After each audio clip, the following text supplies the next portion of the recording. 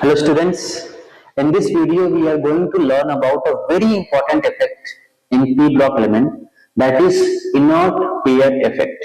ये इफेक्ट होता क्या है इसके बारे में डिटेल में पढ़ेंगे।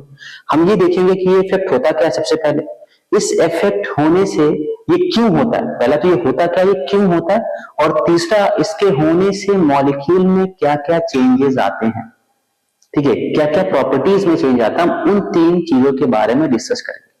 तो बहुत सिंपल लैंग्वेज में अगर मैं आपको समझाऊं, ठीक है, तो पहली बात तो यह है कि ये जो इफेक्ट है, this effect is observed in higher element, this effect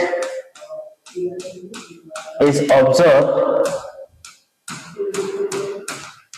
in higher elements of group 13, 14 and 15। जो P ब्लॉक के, आपको पता है ग्रुप 13, 14 और 15 में P ब्लॉक एलिमेंट होता है ये, और इसमें भी हायर एलिमेंट। अच्छा, इसका मतलब क्या है हायर एलिमेंट, कि जब हम नीचे मूव करते हैं तो एटॉमिक मास बढ़ता है, सब एटॉमिक नंबर बढ़ता है, एटॉमिक मास भी बढ़ता है, सिंपल सी बात है। तो जो जिनका एटॉमिक नंबर ज्यादा होता है ये उन्हीं में ये इफेक्ट देखने को मिलता है। क्वेश्चन ये है कि ऐसा क्यों है कि ये इफेक्ट इन्हीं में देखने को मिलता है। ठीक है, बताता हूं क्या होता है कि what is inert pair effect. Inert pair effect is observed in higher number of p block element. इससे होता क्या, ध्यान से आपको पता है कि जब डाउन द ग्रुप मूव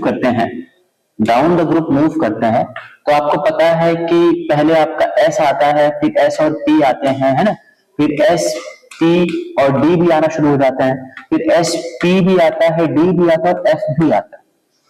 तो जब हम नीचे मूव करते हैं, डाउन द ग्रुप जाते हैं, तो आपको पता है डी और एफ का इन्वॉल्वमेंट शुरू हो जाता है। और डी और एफ के इन्वॉल्वमेंट होने से क्या है, आपने पढ़ा होगा कि जेड इफेक्टिव जब हम निकालते हैं तो जेड इफेक्टिव होता है Z minus sigma B S. B is the, आपको पता है, अच्छा हाँ ये तो इसके बारे में बाद में डिस्कस करेंगे। इसी को बोलते हैं स्क्रीनिंग कांस्टेंट या स्क्रीनिंग इफेक्ट इसको बोलते हैं। तो होता क्या है, हमें पता है कि जो आपका न्यूक्लियस है ये आउटर मोस्ट शेल को अपने साइड खींच के रखता है, और इनर शेल वाले जो इलेक्ट्रॉन होते हैं ये रिपल्शन करते हैं, और रिपल्शन करके आउटर मोस्ट शेल के इलेक्ट्रॉन को न्यूक्लियस के टुवर्ड्स जो अट्रैक्शन है उसको शील्ड करते हैं। अब होता क्या है, तो शील्डिंग इफेक्ट होता है ये एस पी डी और एफ। एस का शील्डिंग सबसे ज्यादा होता है, उसके बाद पी का होता है, उसके बाद डी का होता है, सबसे कम एफ का होता है। ठीक है, तो जब नीचे मूव करते हैं तो आपको पता है डी और एफ सबशेल का आना शुरू हो जाता है, और इनका शील्डिंग बहुत पुअर होता है। तो पुअर शील्डिंग होने से क्या होता है कि ये बचा नहीं पाते हैं आउटर मोस्ट शेल के इलेक्ट्रॉन को।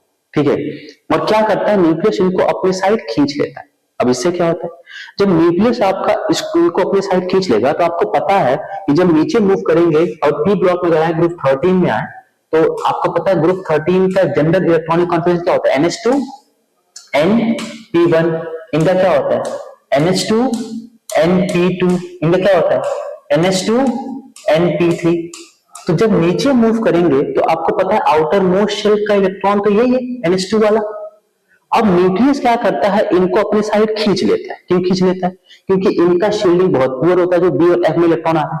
ठीक है, इससे डी और एफ में इसका स्क्रीनिंग इफेक्ट क्या हो रहा है आपका, ये इनका कम हो रहा है। ठीक है, इससे जेड इफेक्टिव बढ़ जा रहा है, और जब जेड इफेक्टिव बढ़ जाएगा तो न्यूक्लियस इनको अपनी साइड खींच लेगा। इससे क्या होगा, इससे ये होगा कि जो तुम्हारा इनर्टनेस है, जो एनएस के इलेक्ट्रॉन पहले केमिकल रिएक्शन में पार्टिसिपेट करना शुरू कर दे रहे थे, अब वो पार्टिसिपेट नहीं कर पाएंगे, वो इनर्ट हो जाएंगे।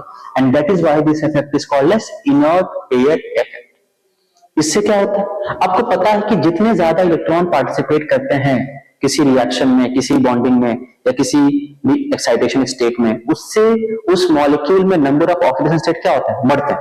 ठीक है, तो होता क्या है, इसकी वजह से क्या होता है, जब नीचे मूव करते हैं तो जो आप